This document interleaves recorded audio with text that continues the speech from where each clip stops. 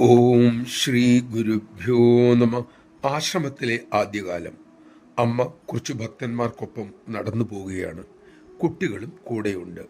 വഴിയിൽ ഒരു പാമ്പ് പടം പൊഴിച്ചിട്ടിരിക്കുന്നത് അവർ കണ്ടു. ഒരു ആൺകുട്ടി അമ്മയോട് ചോദിച്ചു, എന്തിനാണമ്മേ ഇങ്ങനെ പാമ്പ് ഇടയ്ക്കിടയ്ക്ക് പടം പൊഴിക്കുന്നത്?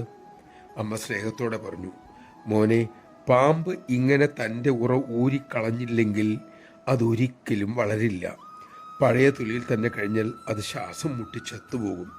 നിങ്ങൾക്കും ഉയർച്ച വേണമെന്നുണ്ടെങ്കിൽ, വളരണമെന്നുണ്ടെങ്കിൽ ഇതുപോലെ പഴയ ചില സ്വഭാവങ്ങളൊക്കെ കളഞ്ഞിട്ട് പുതിയത് സ്വീകരിക്കണം.